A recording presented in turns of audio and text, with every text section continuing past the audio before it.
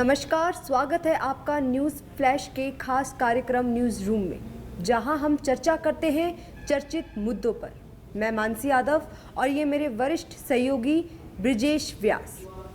ब्रिजेश जी, जो मॉनसून सत्र है वो होने जा रहा है 21 जुलाई से 12 अगस्त तक, तो आप उसके बारे में क्या कहना चाहोगे? मैं बताऊं मानसी कि पिछले 3 मई को जी करीब 17 विपक्षी दलों ने ये मांग की थी कि पहलगाम हमले और उसके बाद ऑपरेशन सिंदूर उस पर वो चाहते थे कि चर्चा हो और एक विशेष सत्र मानसून का बुलाया जाए। जी सरकार ने चाहे उनकी मांग कहें या मानसून सत्र की तारीख तय करना रहे, आज संसदीय कार्य मंत्री किरेन रिजिजू ने आज प्रेस कॉन्फ्रेंस करके बताया कि मानसून सत्र 21 जुलाई से 12 अगस्त तक होगा। जी और सबसे खास बात यह है कि उन्होंने ये भी कहा कि इस मानसून सत्र में पहलगाम हमला हो, ऑपरेशन सिंदूर हो, CDS के जो बयान को लेकर के जो सब बात है वो सब पर सरकार चर्चा, किसी भी मुद्दे पर सरकार चर्चा करने से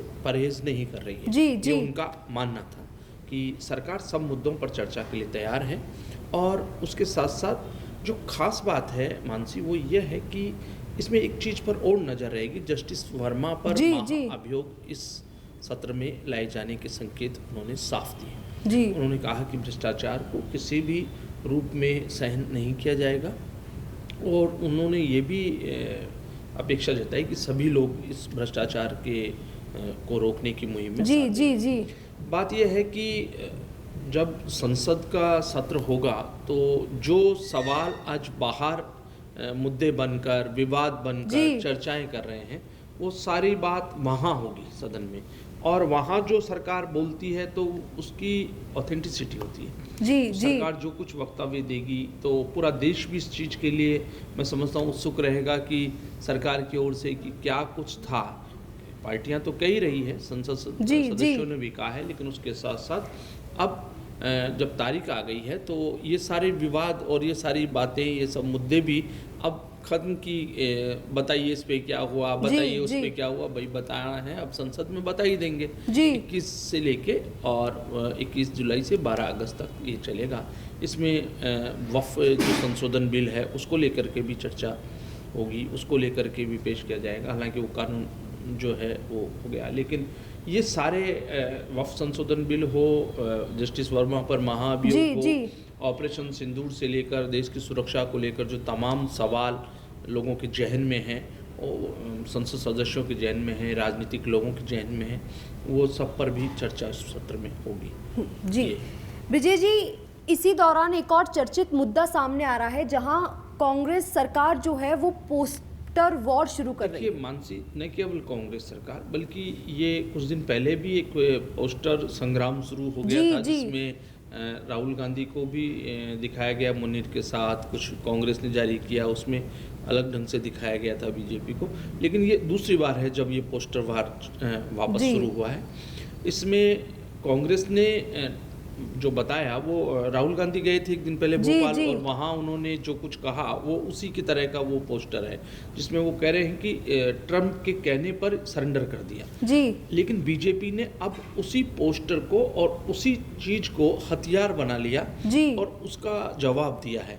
और उस पर जो जवाब दिया वो सुधांशु त्रिवेदी ने प्रेस कॉन्फ्रेंस करके कहा है कि आपके तो कैलेंडर भी अगर देखें तो सरेंडर से भरे हुए। और ये बात उन्होंने कही, उन्होंने इसको जोड़ा क्योंकि बीजेपी बहुत माहिर है इस बात में कि वो जरा सी जो बात है उसको वो पकड़ लेते हैं, लपक लेते हैं और फिर उसको मुद्दा पूरे तरीके से बनाते हैं। शायद कांग्रेस उतने अच्छे से नहीं उसको कर पाती जितनी बीजेपी, और वही हो रहा है कि उन्होंने उस मुद्दे को बहुत अच्छे से टेकअप किया और उन्होंने कहा कि ये देश के सैनिकों का अपमान है।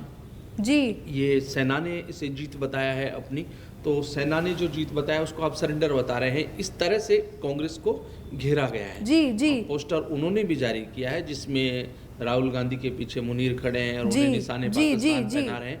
तो ये पोस्टर बार, लेकिन ये अच्छा नहीं। कुल मिलाकर वो तस्वीर जिसमें हमने देखा कि जब ऑपरेशन सिंदूर के दौरान हमारे सैनिक जाबाज तरीके से मुकाबला कर रहे थे, उन्हें परास्त कर रहे थे, उन्हें मुंहतोड़ जवाब दे रहे थे, तब अंदर भी हम लोग एकजुट थे और पूरे तरीके से इस चीज़ की प्राथमिकता थी कि देश पहले है। लेकिन वहाँ तो थम गया सब कुछ, और ये अंदर जो है राजनीतिक संग्राम जो चल रहा है उन ऑपरेशन सिंदूर और उस दौरान की गतिविधियों को लेकर के ये संग्राम चले, ये थोड़ा सा लोगों को पसंद नहीं आएगा। और मैं समझता हूँ कि अब जब संसद का सत्र बुला लिया है तो उसके बाद ये सब थमने का नाम लेंगे, क्योंकि अब सब कुछ चर्चा वहाँ होगी और ये सब कुछ मुद्दे अब जो बाहर गरमा रहे हैं वो सब मुद्दे सदन के अंदर गरमाएंगे, और सरकार भी सदन में इसका सबका मुकाबला करेगी, अपना जवाब देगी। जी, और इसी बीच कांग्रेसी जो नेता है राहुल गांधी वो दौरे कर रहे हैं, और वो संगठन दौरे दोनों तरफ से हैं। बीजेपी भी उस ऑपरेशन सिंदूर के बाद उस गौरव में जो उनका है काम उस सेना का, उसको लेकर के, और पूरे प्रधानमंत्री भी जगह जगह जा रहे हैं, रैलियां कर रहे हैं। बीजेपी ने भी इसको एक अपने अभियान के रूप में लिया है, सब जगह जगह गौरव दिवस हो या अलग अलग नामों से मना रहे हैं। कांग्रेस में इस समय राहुल गांधी संगठन सृजन अभियान छिड़े हुए। कुल मिलाकर अगर आप समझें तो वो कांग्रेस में प्राण फूंकने का सा अभियान उन्होंने फिर एक बार हाथ में लिया है। इस बार वो पहले भोपाल गए थे कल, और भोपाल में उन्होंने बहुत अच्छे से ये बताने की कोशिश की कि अब वही नेता कांग्रेस में आगे होंगे जो काम करेंगे। केवल दिखावे के लिए आ गए और पोस्ट पे बैठ गए और बाद में सरकार में मलाई खाएंगे, वो नहीं चलेगा, ऐसा स्पष्ट संदेश उन्होंने दिया है। और अब वो दूसरे दिन जो है वो हरियाणा पहुंचे हैं, और हरियाणा में भी वहाँ आज उनकी मीटिंग अच्छी रही है। कार्यकर्ताओं को वो डायलॉग कर पाए, जोड़ पाए, कनेक्ट हो पाए कार्यकर्ताओं के साथ में। उसके साथ साथ हरियाणा में एक और चीज़ का समाधान वो लोग कर रहे हैं। वो समाधान है, वहाँ बड़े कांग्रेसी नेताओं के बीच गैप है, गुटबंदी है। वहाँ कुमारी शैलजा और हुड्डा के बीच में जो गैप था, जो चुनाव के समय भी हमने देखा कि मुख्यमंत्री तो वो सीटें ही नहीं आई, लेकिन अगर आती तो उससे पहले ही वहाँ विवाद खड़े हो गए थे, और कुमार शैलजा का अलग समूह था, हुड्डा का अलग था। उस गैप को, उस खाई को पाटने का काम भी राहुल गांधी वहाँ करना चाह रहे हैं। जी ब्रिजेश जी, इसी बीच एक और चर्चित मुद्दा सामने आ रहा है, जहां पे यूएन में जो पाकिस्तानी नेता है बिलावल भुट्टो, वो कह रहे हैं कि ऑपरेशन सिंदूर से जो बीजेपी है वो मुस्लिम कम्युनिटी है भारत की, लेकिन उसमें वो फंसते नजर आ रहे हैं। जी दरअसल क्या है कि बड़ी ऑकवर्ड सिचुएशन उनके सामने हुई जब वो यूएन में ये कह रहे थे कि मुसलमानों की छवि खराब करने के लिए पहलगाम हमले का सहारा ले रही है भारत सरकार। और उन्होंने कहा तो और भी बहुत कुछ, उन्होंने ये भी कहा कि इस एशिया में शांति के लिए हम भारत और पाकिस्तान की जो इंटेलिजेंस और जो जासूसी एजेंसीज हैं, रॉ हो या आईएसआई, वो साथ मिलकर काम करे, इस तरह की एक पेशकश उन्होंने की है। लेकिन उन सब से ज़्यादा अलग हट कर के बात यह है कि जो शर्मिंदगी उन्हें उठानी पड़ी, या जिसे कहते हैं कि अजीबोगरीब स्थिति वहाँ हुई, वो ये है कि पत्रकार ने उनसे पूछा, आप कह रहे हैं कि पहलगाम हमले को लेकर और भारत सरकार मुसलमानों की छवि खराब करने का काम कर रही है, लेकिन जो कुछ ब्रीफिंग की जा रही थी इस सारी गतिविधि की, और जो कुछ घटनाक्रम को जो बयान कर रही थी, वो तो मुस्लिम अधिकारी थी। तो अगर कुल मिला के बात ये था कि भारत अपने हिंदू और मुसलमान की बजाय हम अपने नागरिक के तौर पर लेते हैं, हम हमारे काबिल अफसरान के तौर पे लेते हैं कि वो हमारी काबिल अफसर थी, इसलिए हमने उनको मौका दिया, और वो उसकी ब्रीफिंग वो कर रही थी। हमारे यहाँ ये मुसलमान है या ये मुसलमान नहीं है, ये सारी चीज़ नहीं है। इस चीज़ को एक तरीके से प्रतिबंधित जो है रिफ्लेक्ट किया वहाँ पर।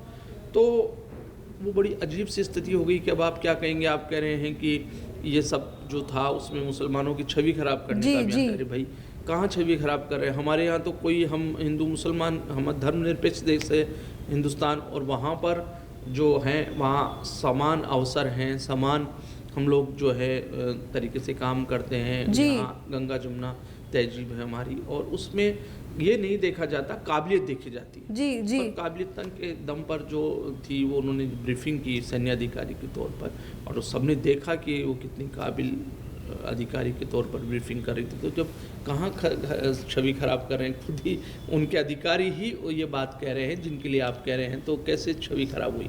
कुल मिला के तो वो अग्रिम मोर्चों पे हैं। जी जी ब्रिजेश जी, पत्रकार ने एक उदाहरण भी दिया सोफिया कुरैशी का, सबसे अच्छा जी कि वो यही कहा कि सोफिया कुरैशी ही ब्रीफ कर रही थी, तो कैसे आप कह सकते हैं कि मुसलमानों की छवि खराब करने का काम हो रहा था?